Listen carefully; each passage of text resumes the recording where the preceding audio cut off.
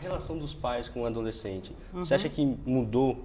Os pais estão vendo melhor agora o fato, por exemplo, você falou que as meninas é mais difícil a primeira relação, por fato de ser menina, homem sempre foi mais complicado. Os pais entendem agora o fato da menina chegar e falar assim, ó, tive a primeira relação, eles entendem mais hoje?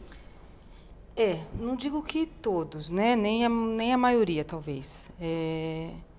Acho que está mais fácil do que era há 20, 30 anos atrás, né? Acho que teve uma conquista aí feminina de conseguir... até, inclusive, eu estava vindo para cá, vi no outdoor, da capa de uma revista, dizendo... A moça dizendo, não, eu uso vibrador, e aparecendo na capa sorridente, com... Né? Então, assim, são avanços que eu acho que a mulher conseguiu, na verdade, né? Porque eu acho que ela não pode ter vergonha de dizer que se masturba, que se conhece. Então, mas voltando à questão dos pais, né? Eu acho que os pais, muitos conseguem sim ter uma proximidade maior com os filhos. Eu acho que eles devem tomar só muito cuidado para não querer ser um amigo dos filhos, né, como os outros amigos, porque amigos dos jovens podem ter um monte. Agora, pai e mãe não, né? Então, pai e mãe tem que conseguir não tratar mais o seu filho como a criancinha, que eles conseguiam ter um controle total, porque a criança ele pode sim impedir de sair. O adolescente, o jovem já não vai, se eles mais conseguem ter esse controle. Mas também conseguir ter uma conversa franca, acho que com eles, sabe? Sobre os riscos, sobre... eu me lembro de trabalhar com um grupo de jovens uma vez sobre a questão da sexualidade, e eu falei, bom, eu não vou dizer para vocês usarem camisinha, né? Não vou enfiar a camisinha no bolso de vocês, falar, eu vou com vocês até... A gente foi numa entidade em que tinha um monte, que eles tinham tratamentos com aidéticos, e conseguir um pouco aproximar com eles o que era a opção que eles podiam estar fazendo. Vocês podem transar sem camisinha, sim, vocês estão correndo o risco de pegar AIDS. Na condição que era uma condição de periferia, o tratamento é muito mais difícil.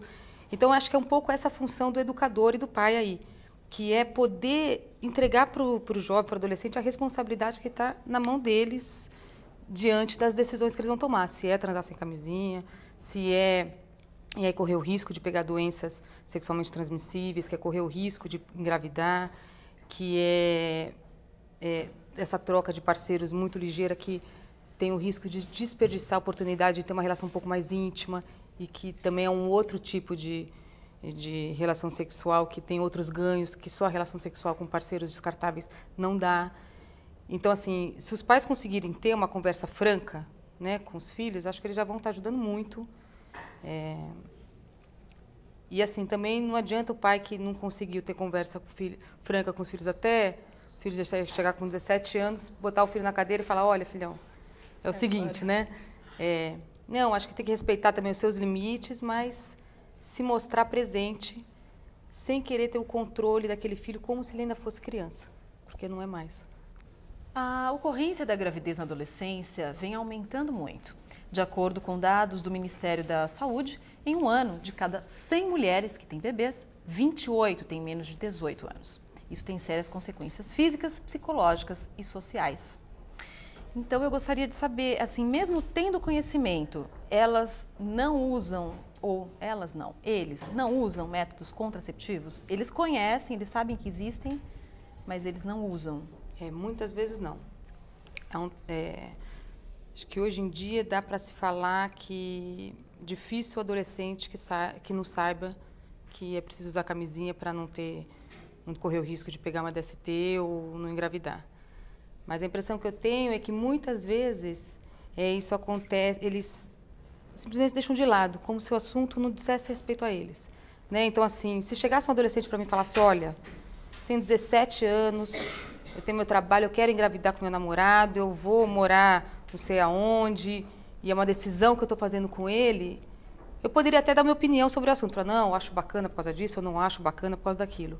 Mas não é isso que a gente vê. A gente vê um monte de gravidez acontecendo aconteceu pela simples falta de parar e refletir sobre o que pode acontecer comigo, né? Sobre aquela coisa que eu falei um pouco antes do adolescente, de se dar conta de que ele vai ter que responder pelos atos da sua vida e responder pela sua história.